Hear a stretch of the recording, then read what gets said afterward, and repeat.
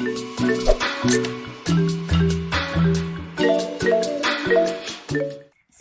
warahmatullahi wabarakatuh. Selamat pagi anak-anak. Semua sehat?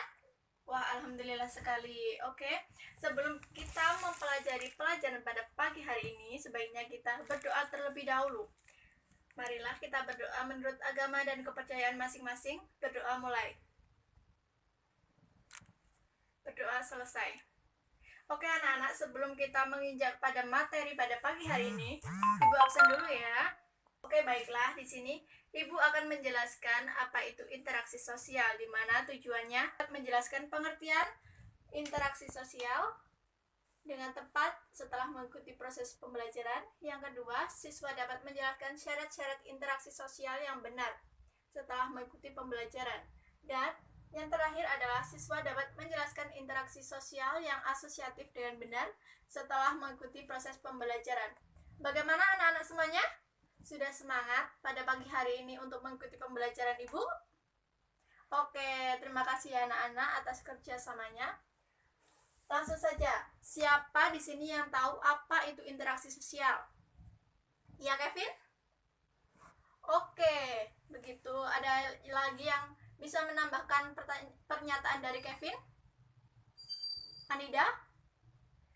Oke, benar sekali. Di sini Ibu akan menyempurnakan sedikit jawaban dari kalian semua, yaitu hakikat interaksi sosial adalah hubungan timbal balik sosial berupa aksi saling mempengaruhi antara individu dan individu. Contohnya adalah Afik sama Rosida, itu akan mempengaruhi jika bertemu.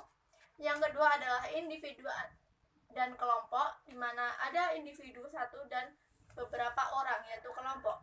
Dan yang ketiga antara kelompok dan kelompok.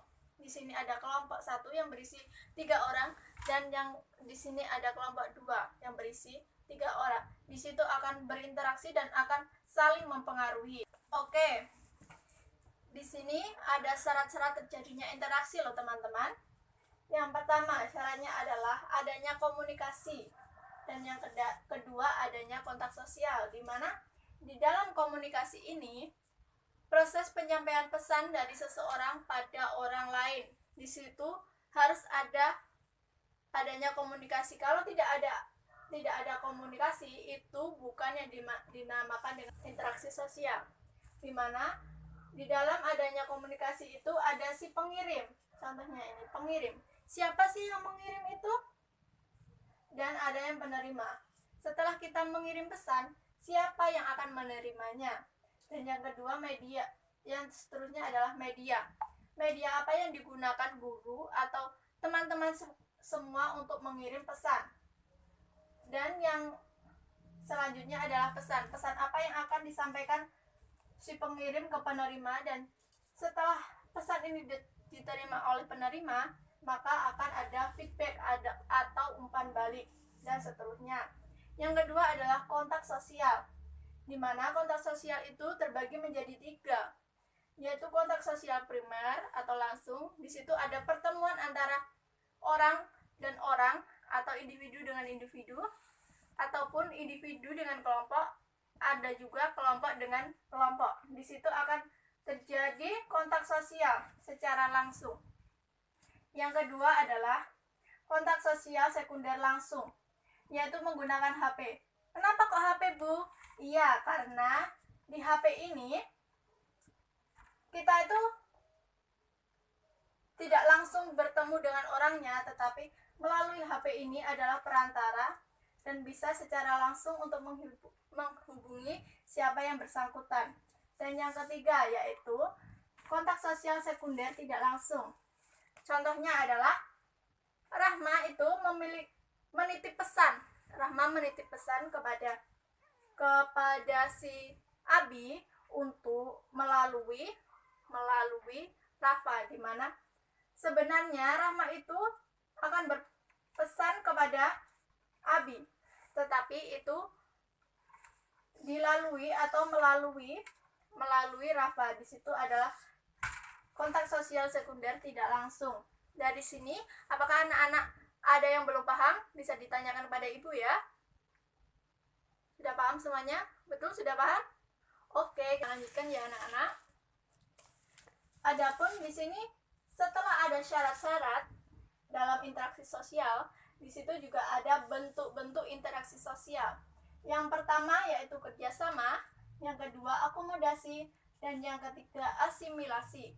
Yang pertama kerjasama. Ayo, siapa yang tahu apa itu bentuk-bentuk interaksi yang bersifat bekerja sama? Ada yang tahu? Oke, belum ada yang tahu ya. Yang dimaksud bekerja sama yaitu usaha antar individu atau antar kelompok untuk mencapai tujuan bersama. Di mana di dalam untuk mencapai tujuan bersama di situ harus ada kerjasama dulu agar semuanya berlangsung dan sesuai dengan keinginan yang akan dicapai. Yang kedua yaitu akomodasi. Apa itu akomodasi?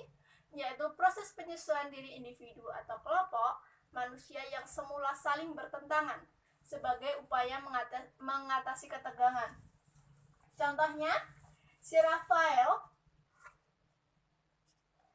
itu mempunyai masalah kepada sekelompok orang ya. Di situ nanti kan ada ketegangan sosial, di mana si Rafael ini ada ketegangan sosial dengan kelompok ini. Nah, di sini nanti ada penengah, di mana penengah ini akan menjadi penengah. Di sini nanti pertentangan antara dua yang individu Rafael ini dengan kelompok ini nanti akan terselesaikan dengan penengah yang tadi. Bisa dipahami anak-anak? Bisa, oke. Yang ketiga, yang terakhir adalah asimilasi. Apa itu asimilasi? Yaitu perubahan yang dilakukan umumnya secara sukarela dan ditandai oleh upaya untuk mengurangi perbedaan dalam masyarakat dengan mempercepat kesatuan untuk mencapai tujuan bersama. Contohnya, kita ambil contoh saja ya, yang enak saja. Sinta ini diharap hadir untuk mengikuti musyawarah desa untuk menentukan lomba-lomba apa di dalam 17 Agustus. Kan akan diadakan lomba. Di situ kan bukan hanya Sinta saja ya anak-anak. Di situ nanti ada para orang tua yang dewasa, ada ibu-ibu. Di situ ada pertentangan antara Sinta itu sendiri, antara orang tua laki-laki maupun perempuan. Ini nanti mau bertentangan. Mau apa sih kita, lomba apa aja sih yang akan kita adakan, atau apa lomba kelereng atau peta umpet atau apa, itu nanti ada pertengkaran, di mana setelah pertengkaran ini mereka akan menentukan hasil ya anak-anak, lomba-lomba apa saja yang akan diadakan pada 17 Agustus.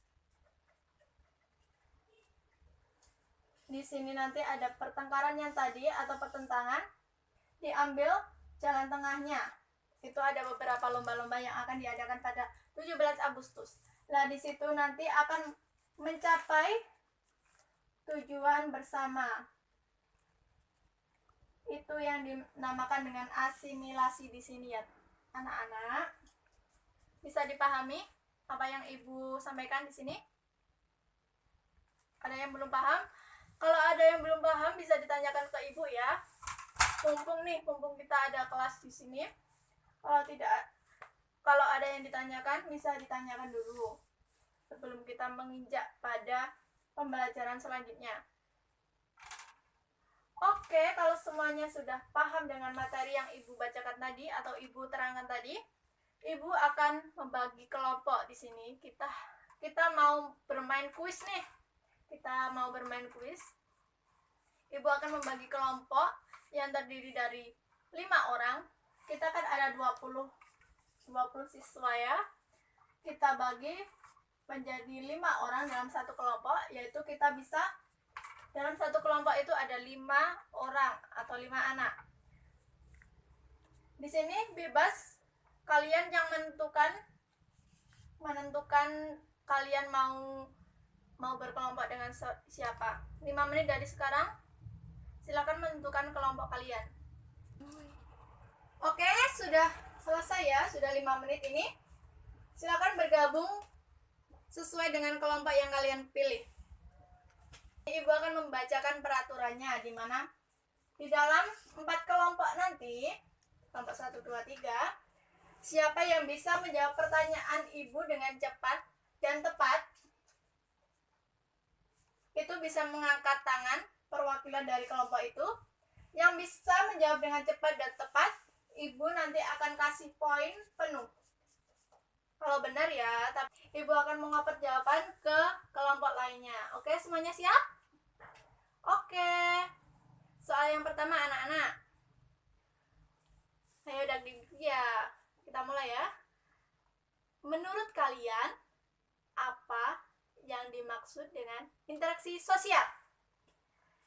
Ibu beri waktu 5 menit untuk berpikir. Dimulai. Oke. Siapa? Dari kelompok berapa?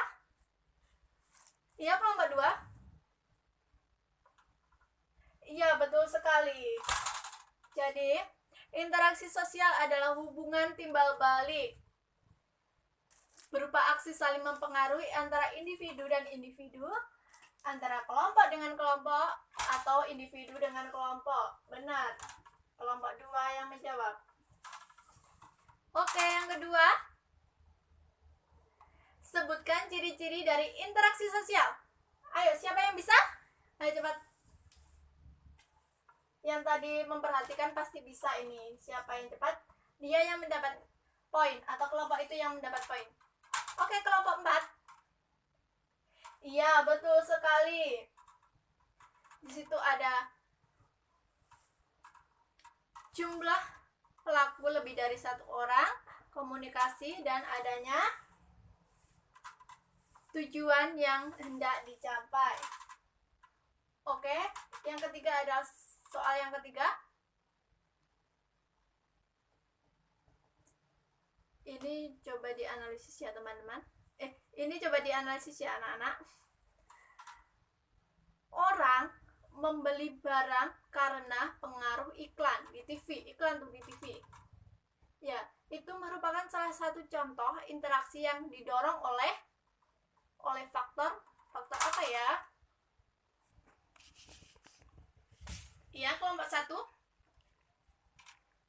Iya, benar sekali. Ada yang bisa menambahkan? Itu hampir benar sih, tapi kurang spesifik aja. Ada yang bisa menambahkan? Oke, kelompok 3. Oke, benar sekali. Dan soal yang keempat.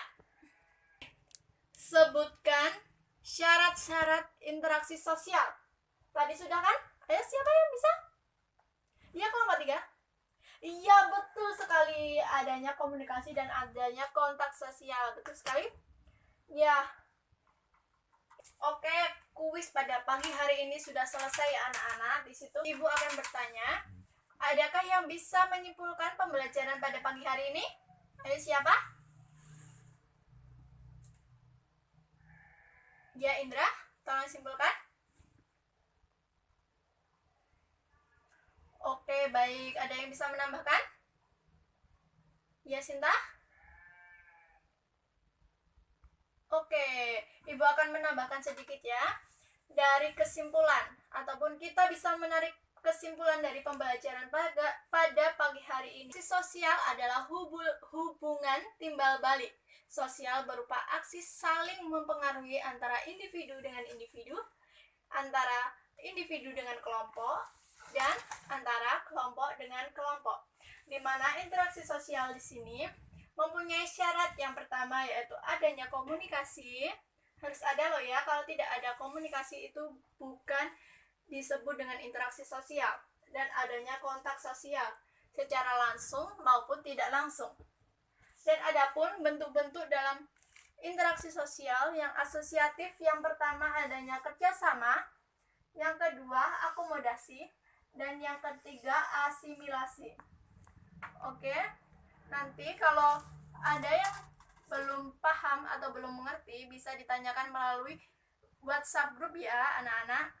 Oke, di sini ibu hanya mengingatkan kepada kalian anak-anak harus belajar mengenai pembelajaran di pagi hari ini tadi, dan anak-anak harus mempelajari materi yang akan disampaikan pada minggu depan.